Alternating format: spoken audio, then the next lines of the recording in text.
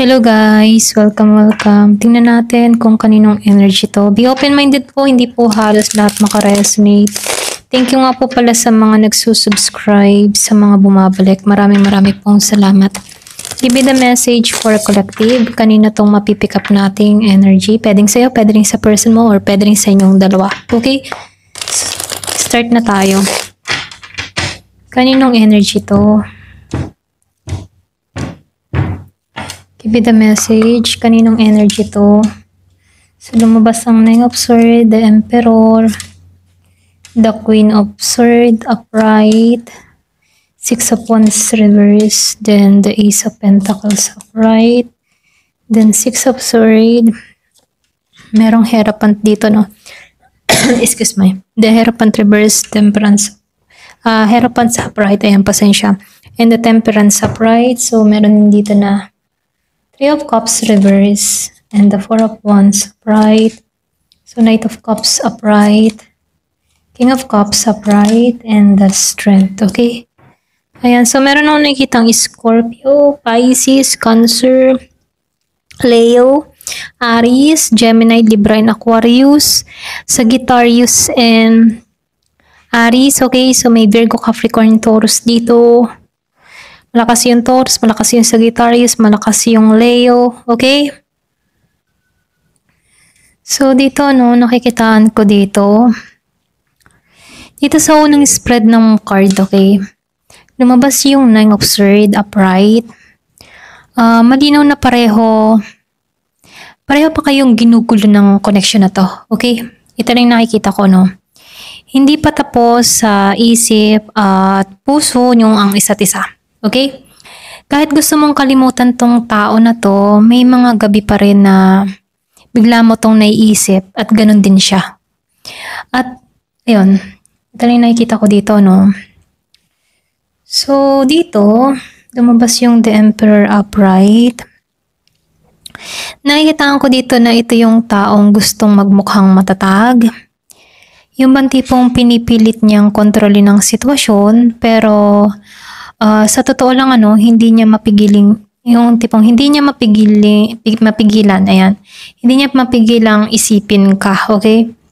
So, dito, pinapakita niyang okay siya, pero deep down, alam niyang may dapat pa siyang ayusin, okay? So, nakikita ko rin dito sa Queen of Swords and the Six of Wands reverse. Ikaw naman, yung energy mo dito, nagiging matalino ka lang. Hindi ka basta nagpapadala sa emotion mo. Alam mong kailangan mo ng boundaries dito, no?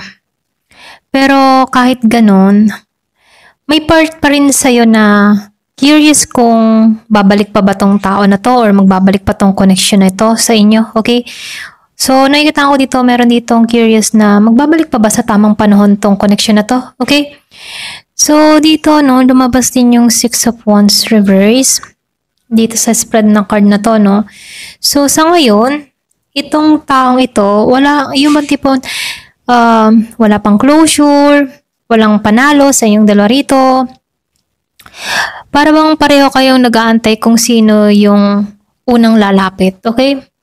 Pero pareho din kayong takot dito na ma-reject o magkamali, okay? Kumaga, nakikita ko dito yung nagpapakiramdaman. Ayan. So, lumabas dito, nagpapakita rin tong Ace of Pentacles dito, sinasaban pa ng Four of Wands. Meron akong nakikita dito na bagong cycle na gustong magbukas, okay? Kumaga, nakikita ko dito may posibilidad na may parating na second chance dun sa iba sa inyo kung pareho kayong handang baguhin ang lumang pattern, okay? So, dito, nakikitaan ko rin dito, ito rin yung energy ng paghilom at paglayo. Lalo-lalo na sa mga gulo na nangyari sa inyong dalawa rito.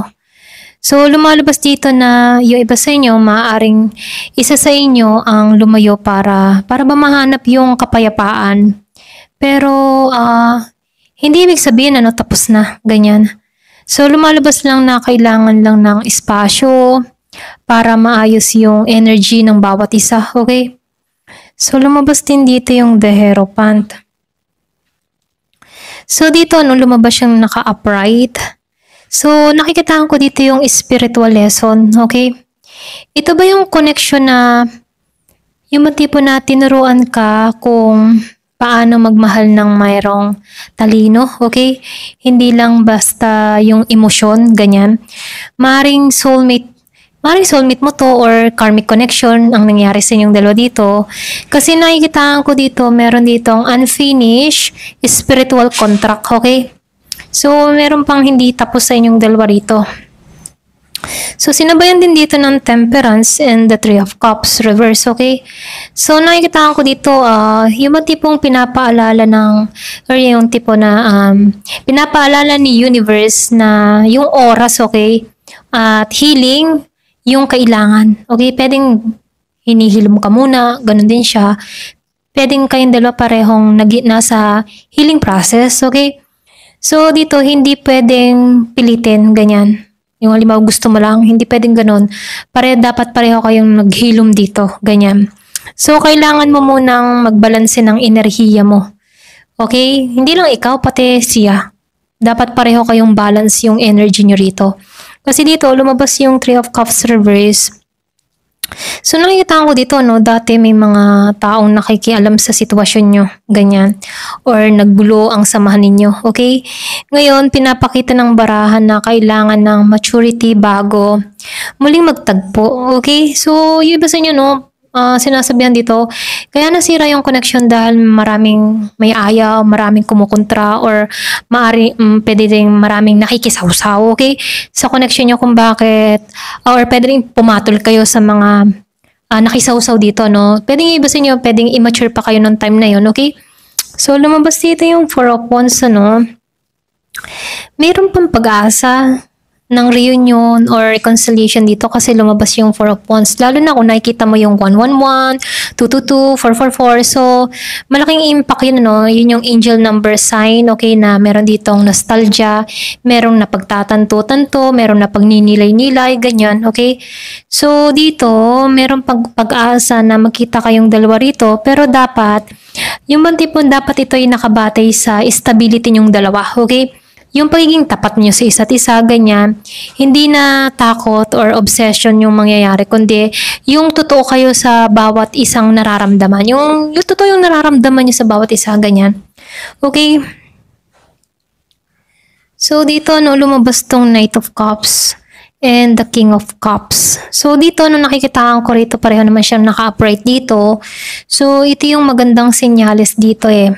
Kumbaga, nakikitaan ko dito na yung bang taong ito, itong person mo dito, no? Marami pa rin tong nararamdaman sa'yo. Hindi naman nawala yon. Mahal ka pa rin niya rito, okay? Pero, itong tao na to, natuto na siyang hawakan yung emotion niya ng mas mature, okay? So, gusto niyang mag-offer dito, pero yung bang tipo, yung gusto niyang offer dito yung peace o love sa tamang panahon, okay? Pwede naghintay pa rin to ng right timing or naniniwala tong tao na to sa tamang panahon, okay? Ayan, may mga ganun siyang pandali, ano? Tamang panahon, tayo pa rin dalawa. Okay? So, ganun, okay? So, dito, nakikitaan ko rin dito, no, lumabas kasi din tong strength, okay? Upright. Ikaw yung patunay na kaya mong harapin yung connection na to nang hindi mawawala sa sarili mo. Okay? Ikaw yung tipo ng tao na matapang, matatag, hindi mo kaya, yung tipong hindi mo kailangang may patunayan, alam mo sa sarili mo na kung saan ka maninindigan, ganyan, okay? Kumbaga, nakikita ko dito meron kang katatagan. So, lumalabas dito na may karmic bond pa kayo, okay? Kumbaga, pero hindi ka na tulad ng dati. Kumbaga, may karmic bond sa inyong dalawa, pero hindi ka na tulad ng dati. Kumbaga, nakikita ko dito, marunong, ayan, pasensya na, utal talaga ako. Ayan, marunong ka nang pumili kung alin yung worth para ipaglaban, okay? Yung bang tipo na worth fighting for, okay? Kumbaga, nakikitaan ko dito na ipaglalaban mo lang kung talagang mahalaga to. Ganyan, okay? So, dito, no, yung nakikitaan ko dito na pinaka-mensahe sa kabuuan dito, no, hindi pa tapos yung karmic cycle sa inyong dalawa, okay? So, pero tandaan mo, no, kumbaga, ang lesson ni universe ay hindi para bumalik sa sakit, ganyan, or sa sakit yung sakit na naranasan yung dalawa, kundi para matutong mahalin yung sarili, o habang natatapos ang mga dapat tapusin, okay? So, ito lang yung nakikita ko dito. Ayan, hanggang dito na lamang po. Thank you for watching. Love and peace.